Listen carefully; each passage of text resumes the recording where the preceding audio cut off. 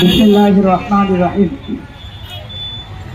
প্রিয় সাংবাদিক বন্ধুগণ, প্রশাসনের ভাইরা, এবং সুযোগ এসেছে, এখন আমাদের সেই দাবিগুলো কেন্দ্রীয় সাংগঠনিক সম্পাদক রাজশাহী বিভাগ আলহাজ হযরত মাওলানা সব আন্দোলনকে, ছাত্র আন্দোলন, যুব আন্দোলন, সব সেক্টর থেকে আমরা এই দেশকে ইসলামী শাসন।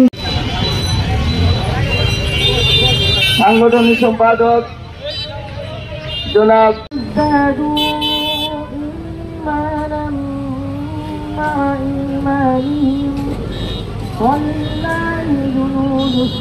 আমাদের সিএনজি আমরা সেখানে পার্কিং করতে পারি, সেই আদায়ের লক্ষ্যে আমরা আজকে এখানে মানববন্ধন, ইসলামী শ্রমিক আন্দোলনের পক্ষ থেকে মানববন্ধন অনুষ্ঠিত করেছি।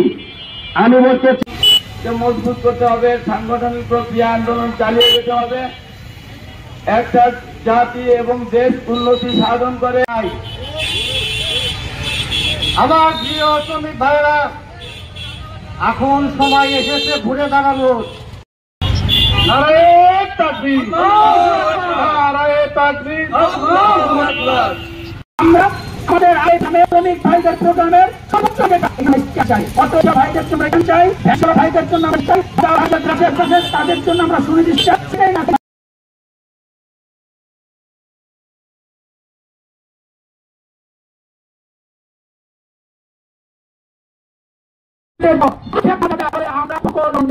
আমরা চীন থেকে কঠিনতর কর্মসূচি দিতে বাধ্য আপনাকে আমি ঐক্যবদ্ধভাবে কাজ করে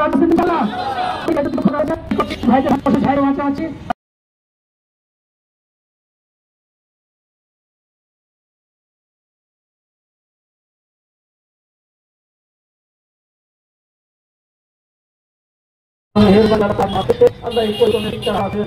আল্লাহ